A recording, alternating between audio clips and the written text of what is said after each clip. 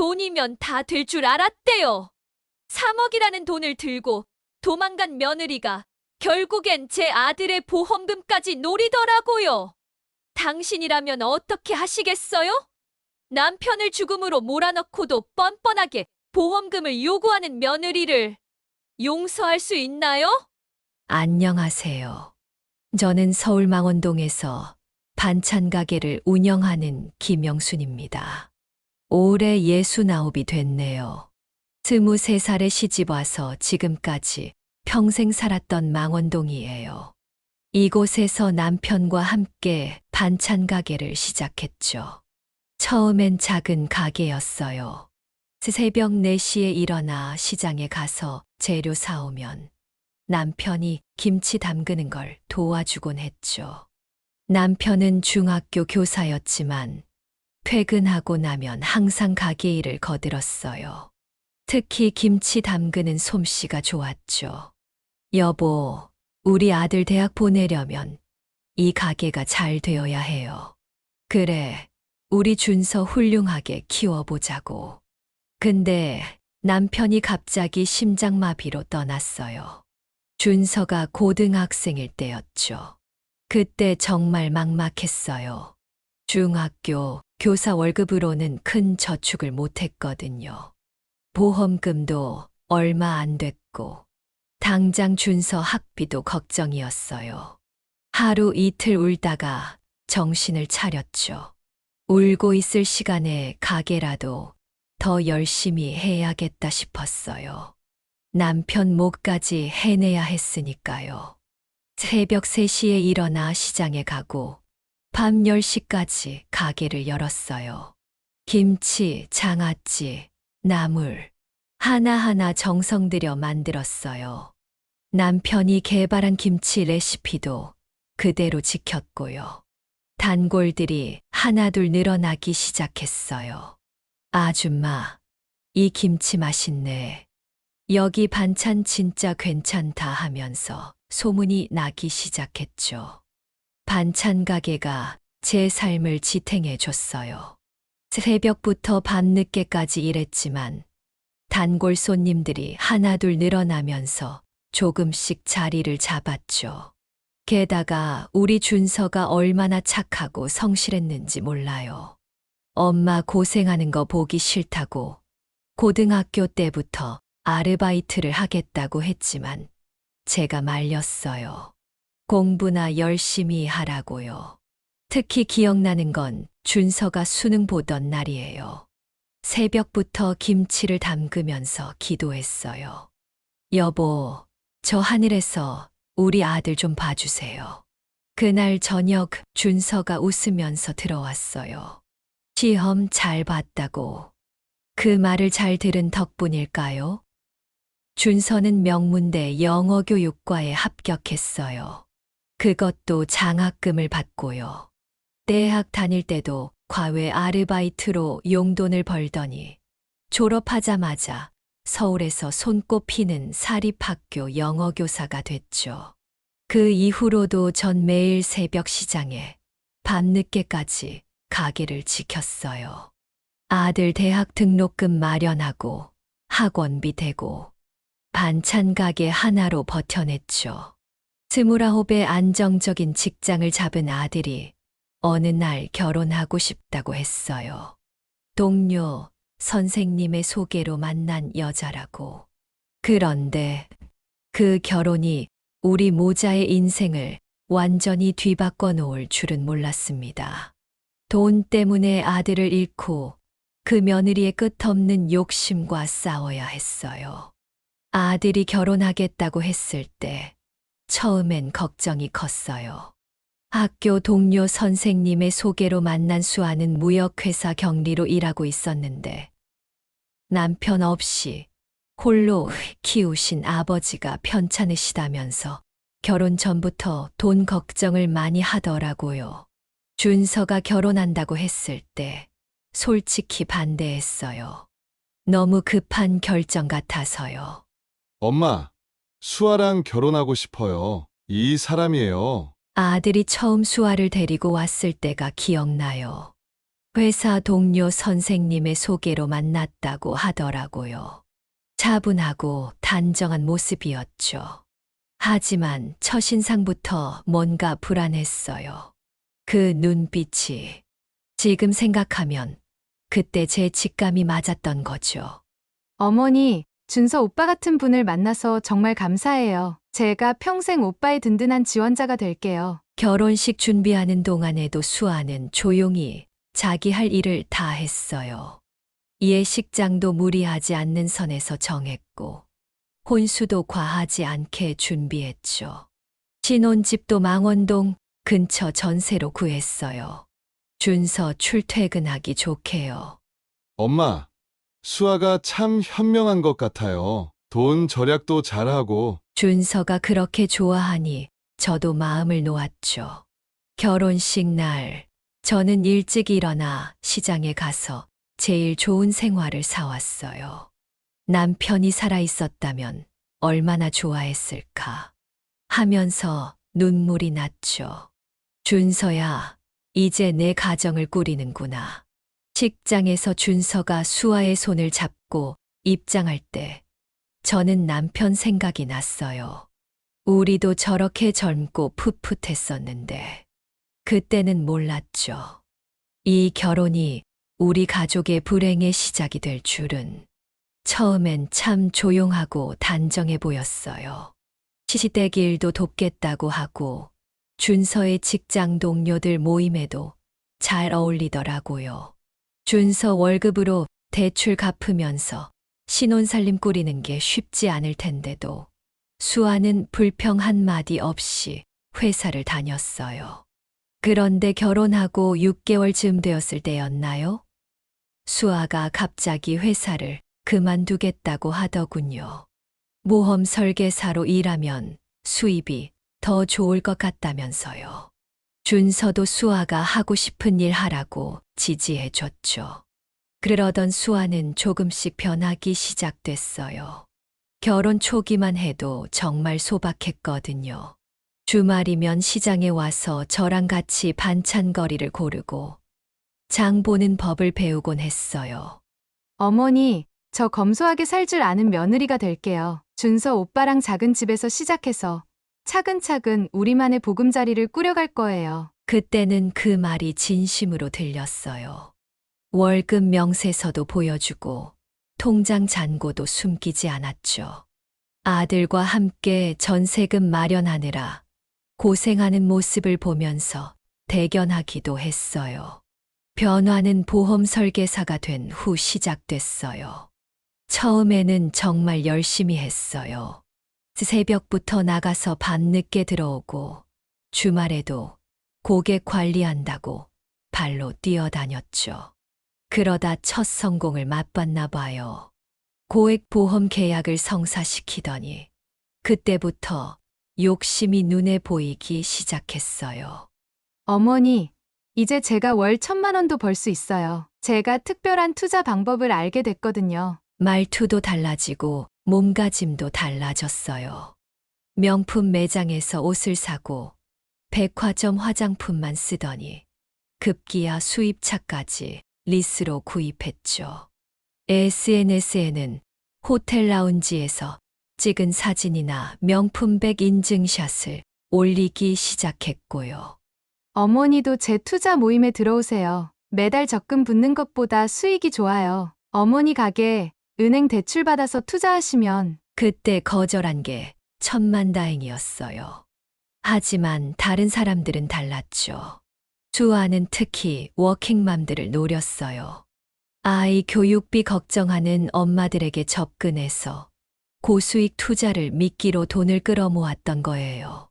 한 번은 제가 장을 보러 갔다가 우연히 카페에서 수아를 봤어요. 예비 투자자들에게 설명을 하고 있더라고요. 제가 특별한 재테크 비법을 알려드릴게요. 이건 아무나 못 들어오는 거예요. VIP들만의 모임이에요. 원금은 최소 300만 원. 열심히 투자자를 모으기 위해 온갖 달콤한 말로 사람들에게 설명을 하더군요. 준서야, 수아가 너무 사치스러운 거 아니니? 제가 걱정하면 준서는 엄마, 수아가 보험 영업 잘 돼서 수입이 많아졌대요. 제가 못해주는 거 스스로 하는 건데 뭐가 문제예요? 라고만 하더라고요. 어느 날 수아가 자기 고객들과 함께 투자 모임을 만들었다고 했어요. 보험 설계사다 보니 재테크에 관심 있는 사람들이 많았고 그 중에는 아들 학교 학부모들도 꽤 있었죠. 매달 일정액을 모아서 투자한다면서 처음엔 소액으로 시작했다고 해요. 그런데 시간이 지날수록 모임 규모가 커져갔어요. 수아는 자신이 투자 전문가라도 된 것처럼 굴더니 고수익이 보장된다며 더 많은 사람들을 끌어모았죠. 준서 학교 학부모들 사이에서도 입소문이 났나 봐요. 점점 더 많은 돈이 모이기 시작했어요. 수아의 변화는 시장에서도 드러났어요. 제가 반찬 가게를 하니까 가끔 와서 반찬을 사가긴 했는데 어느 순간부터 코웃음을 치기 시작하더라고요. 어머니, 이런 장사 그만두시고 제가 소개하는 투자하셔야 해요. 매일 이렇게 고생하시지 말고. 투자 얘기만 나오면 제 속이 불편했어요. 남편이 갑자기 떠난 뒤로 전 항상 안전한 걸 택해왔거든요. 은행 정기예금이 전부였죠. 수아야, 난 이 가게로 충분해. 준서도 잘 키웠잖니. 그러면 수아는 입꼬리를 비틀며 웃었어요. 어머니 세대는 그렇게 생각하시겠죠. 하지만 요즘은 달라요. 돈은 돈을 낳아야 해요. 그러더니 어느 날은 아예 노골적으로 말하더군요. 어머니, 이 동네에서 반찬 가게 하시는 거 좀 창피해요. 준서 씨가 명문 사립학교 선생님인데 어머님은 왜 이렇게 사세요? 그 말을 듣는 순간 피가 거꾸로 솟는 것 같았어요. 하지만 준서 얼굴 떠올리며 참았죠. 수아의 태도는 식사 자리에서도 달라졌어요. 결혼 초에는 제가 끓여주는 된장국도 맛있다고 하던 애가 어느 순간부터 이런 음식 말고 파인다이닝가요. 제가 살게요. 이러더니 나중엔 아예 어머니 음식은 너무 구시대적이라는 말까지 하더라고요. 가장 큰 변화는 SNS였어요. 처음엔 손만 찍어 올리던 애가 점점 명품 가방, 외제차, 호텔 라운지, 그런 사진들을 올리기 시작했죠. 그러더니 나중엔 투자 전문가인 것처럼 재테크 강의까지 올리고. 어머니, 이제 저희 강남으로 이사 가려고요. 준서 씨가 이 동네에 사는 게 좀 그렇잖아요. 어머니도 가게 정리하고 저희랑 같이 가요. 그땐 몰랐어요. 그 모든 게 다 허상이었다는 걸. 그리고 그 허상이 우리 가족을 무너뜨릴 거라는 걸. 수아는 돈을 불려준다며 아는 사람들을 모아 재테크 모임을 만들었다고 해요. 수아의 재테크 모임은 처음엔 10명 정도의 작은 규모였어요. 매달 200만 원씩 모아서 돌려쓰는 방식이었죠. 수아는 이 모임을 프리미엄 재테크 클럽이라고 불렀어요. 알고 보니 갯돈을 모아서 타는 방식을 거창한 이름으로 프리미엄 재테크 클럽이라고 이름을 지어서 사람들을 불러 모은 거더라고요. 처음 몇 달은 정말 잘 굴러갔어요. 수익률도 좋다고 하고 원금도 잘 돌려받았다고 하더라고요. 문제는 3개월쯤 지났을 때부터였어요. 수아가 더 큰 투자처를 찾았다면서 모임 인원을 20명으로 늘렸어요. 한 사람당 300만 원씩. 그리고 그 돈을 부동산 작은 지분 투자에 쓴다고 했죠. 준서 학교 학부모들도 많이 들어왔어요. 어느 날 준서가 퇴근하고 들어오더니 한숨을 쉬었어요. 엄마, 수아가 요즘 이상해요. 밤늦게 들어오고 통장 잔고도 자꾸 줄어들고. 그런 말을 저에게 한 다음 어느 날부터인가 준서가 밤에 잠을 못 이루기 시작했어요. 새벽에 일어나 보면 거실에 홀로 앉아 있곤 했죠. 아들아, 무슨 고민 있니?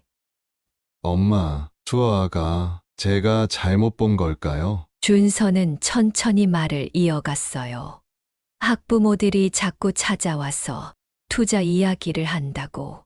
수아가 투자금을 어떻게 운용하는지 모르겠다고. 어제는 2학년 3반 진우 어머님이 찾아오셨어요. 제 수업 상담인 줄 알았는데 수아가 소개한 투자 건이었더라고요. 제 아내라서 더 믿으신다고. 아들의 어깨가 점점 무거워 보였어요. 학교에서도 소문이 났나 봐요. 동료 교사들이 수아의 투자 모임에 대해 물어보고 교장 선생님께 불려가 이야기를 나누기도 했대요. 엄마, 전 교사예요. 제 아내 때문에 학부모들이 피해를 본다면 그건 제 책임이에요. 어느 날은 준서가 보험회사에 다녀왔더라고요. 보험 수익자를 바꾸고 왔다면서 이야기하더군요. 만약에 제게 무슨 일이 생기면 이 돈으로라도 피해자들한테 조금이나마 보상을. 그때 알아봤어야 했어요. 우리 아들이 그만큼 힘들어 한다는 걸. 밤마다 책상에 앉아 피해자 명단을 정리하고 배상 계획을 세우던 준서. 그 아이의 마음이 얼마나 무거웠을까요? 그리고 얼마 뒤 모든 게 밝혀졌어요.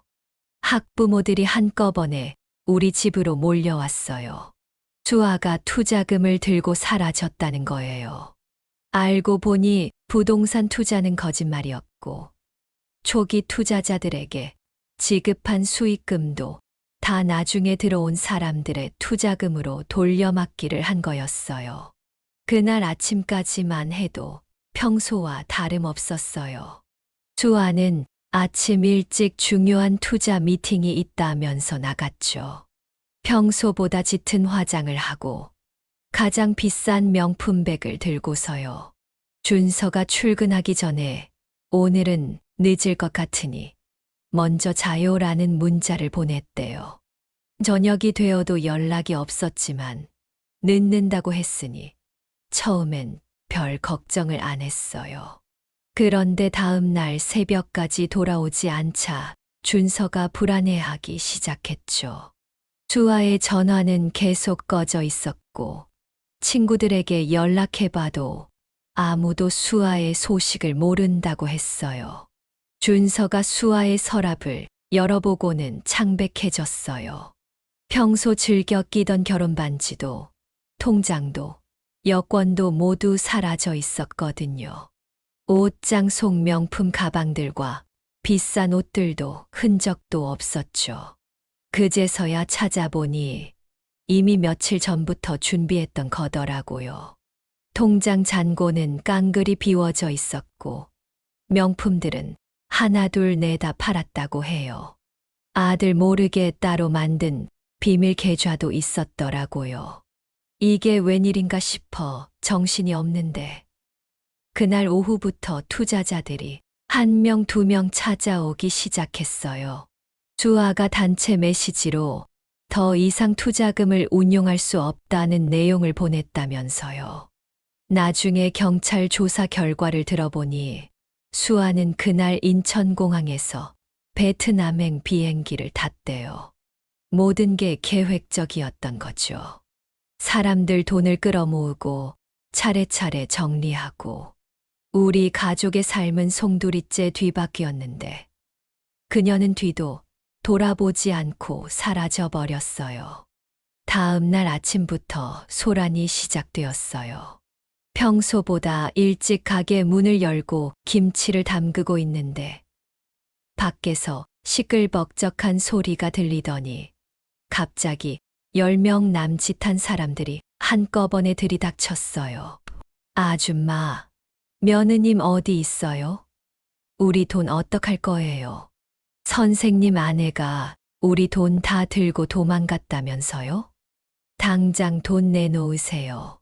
다들 얼굴이 불그락푸르락 했어요. 제가 당황해서 무슨 일이신지 하는데 그 중 한 명이 휴대폰을 내밀더군요. 수아가 보낸 메시지였어요. 죄송합니다. 더 이상 투자금을 운용할 수 없게 되었습니다. 단 한 줄이었죠. 그때 마침 준서가 학교에서 연락을 받고 달려왔어요. 아들 얼굴이 하얗게 질려 있었죠. 죄송합니다. 저희가 책임지고 해결하도록 하겠습니다. 준서가 고개 숙여 사과하는데 사람들은 더 흥분했어요. 책임져. 내가 어떻게 책임질 건데? 너희 집 다 팔아도 우리 돈 못 갚잖아. 선생님이라는 사람이 와이프하고 짜고 사기친 거 아냐? 누군가 준서의 멱살을 잡았어요.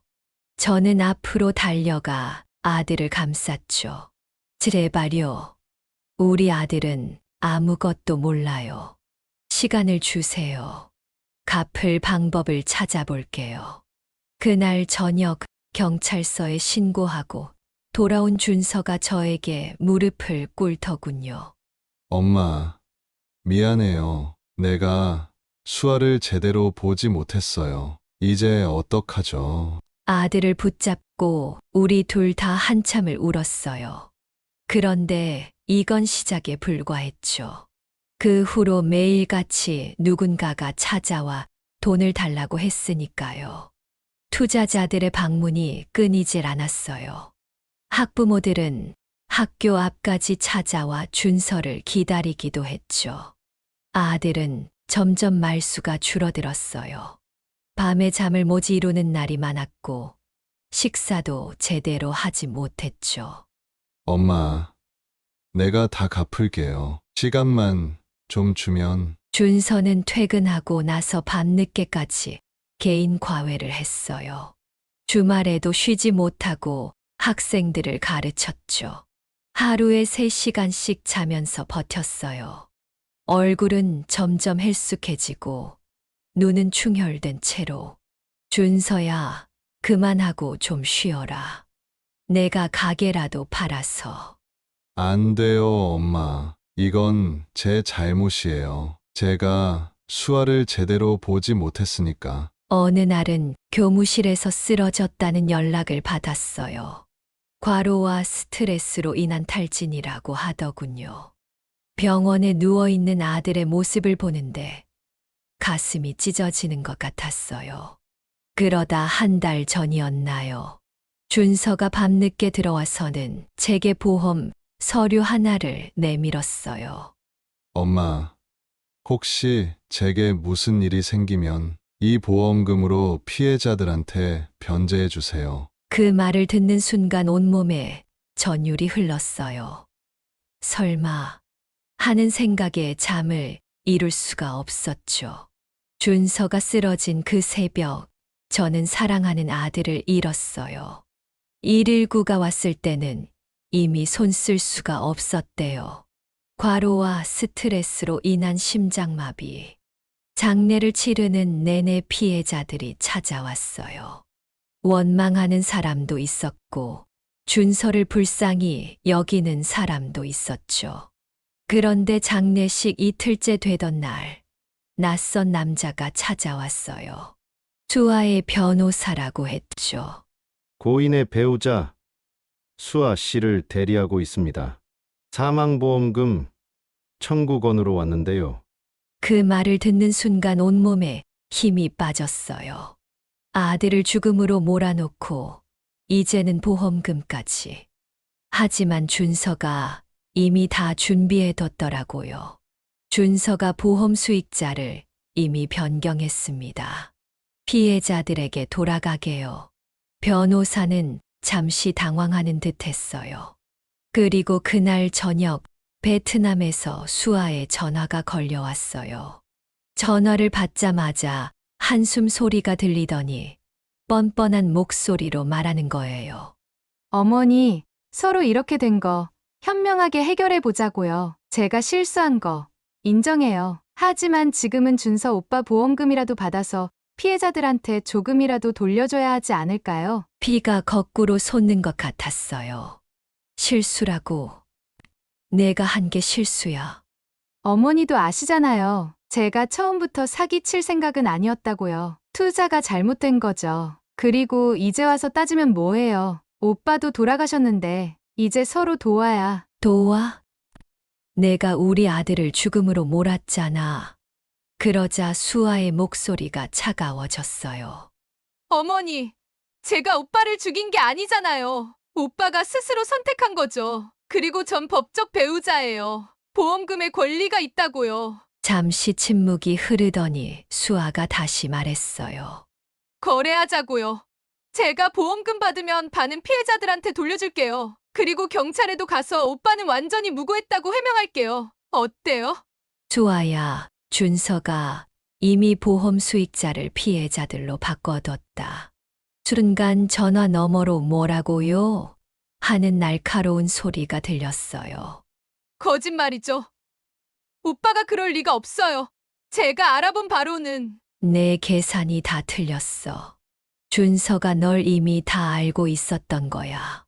어머니, 이러시면 저도 가만히 있지 않을 거예요. 오빠가 제 공범이었다고 말할 수도 있어요. 증거도 있어요. 오빠가 제 통장으로 돈 붙인 거. 전화를 끊어버렸어요.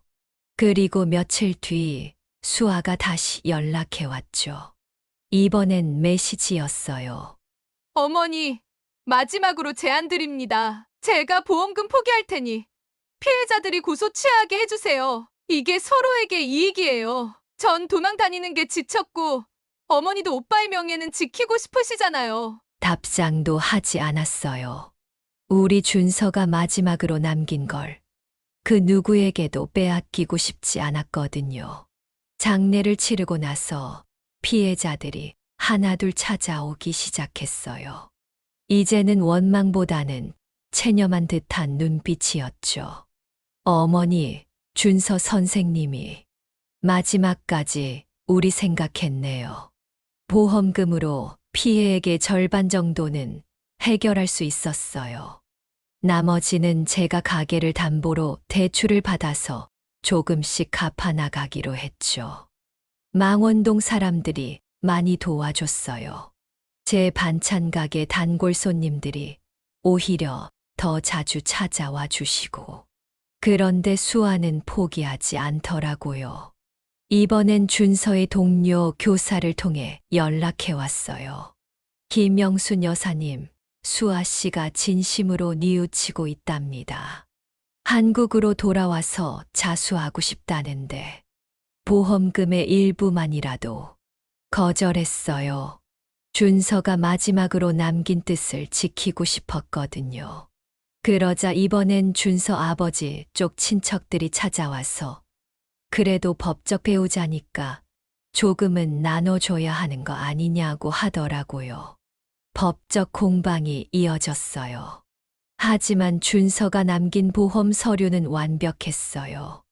보험 설계사를 통해 정식으로 수익자를 변경했고 사유도 명확하게 적어뒀더라고요. 피해자 배상을 위해 피해자들과 보험금 정산을 마치고 나서 저는 준서의 유품을 정리하기 시작했어요.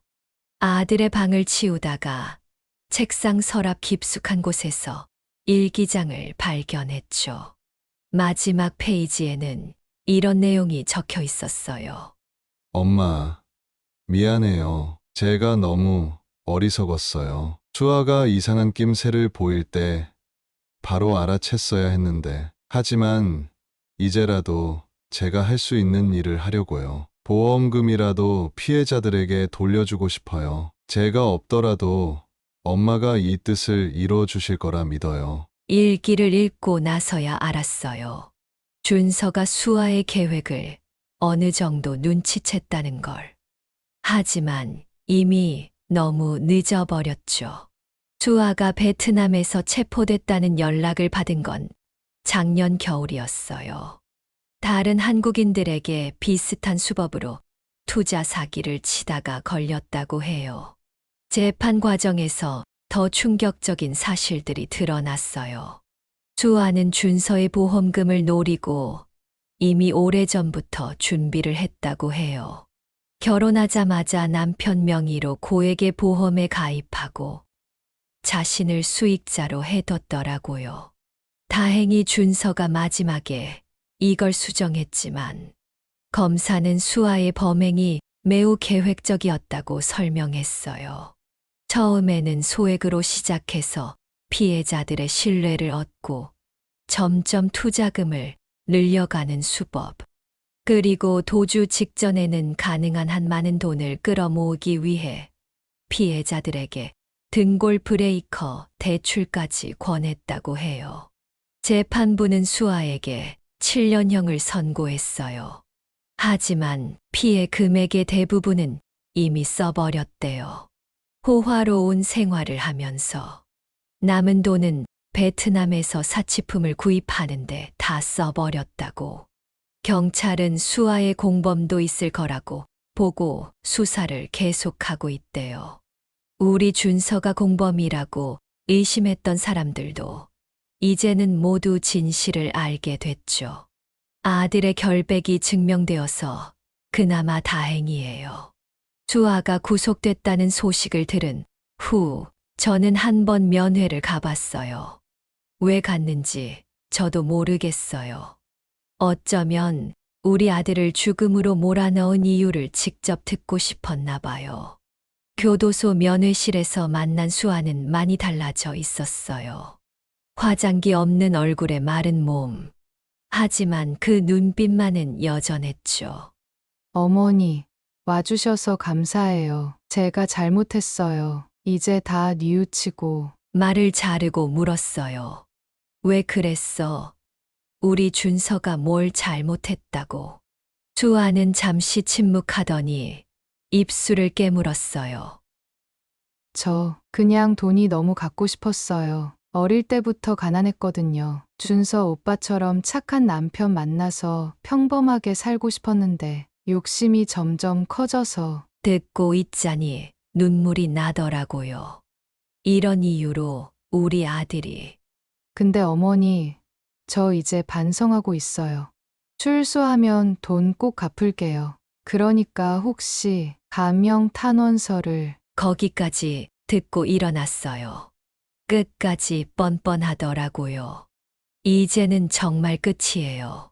우리 준서의 마지막 소원대로 피해자들에게 보험금도 전달했고, 저는 이제 제 삶을 살아가려고 해요. 이제는 아들이 떠난 지도 1년이 다 되어 가요. 반찬 가게는 여전히 하고 있어요. 준서가 늘 자랑스러워하던 이 가게를. 이제는 아들 생각하면서 장사하고 있죠. 피해자들 만나면 아직도 죄송하다고 말씀드려요. 준서가 그랬으면 했을 테니까요. 이제 반찬 가게에는 단골들이 더 많이 찾아와 주세요. 아들 이야기를 아는 손님들은 가끔 제 손을 잡아주시기도 하고요. 준서 선생님은 끝까지 남을 위하는 마음을 가진 분이었네요 라고 말씀해 주시는 분들도 계세요. 수아는 7년형을 선고받았다고 해요. 하지만 저는 더 이상 그녀에 대해 생각하고 싶지 않아요. 이제는 아들이 그토록 사랑했던 이 가게를 지키며 살아가려고 해요. 아침이면 여전히 김치를 담그고 반찬을 만들어요. 준서가 좋아했던 메뉴들도 계속 만들고 있죠. 가끔 꿈에서 아들을 만나요. 항상 환하게 웃으면서 엄마 수고 많으셨어요 라고 말해주네요. 이런 제 이야기를 들려드린 건 돈이 전부가 아니라는 걸 말씀드리고 싶어서예요. 욕심이 우리 삶을 어떻게 무너뜨릴 수 있는지. 하지만 그 속에서도 우리 아들처럼 마지막까지 다른 사람을 생각하는 마음이 있다면 그게 바로 희망이 아닐까요? 이렇게 긴 이야기를 들어주셔서 감사합니다. 돈이 우리의 삶을 어떻게 뒤바꿔 놓을 수 있는지, 또 그 속에서도 우리 아들처럼 마지막까지 다른 사람을 생각하는 마음이 느껴져서 저는 제 곁을 떠나버린 아들이 너무 안타깝고 불쌍하네요.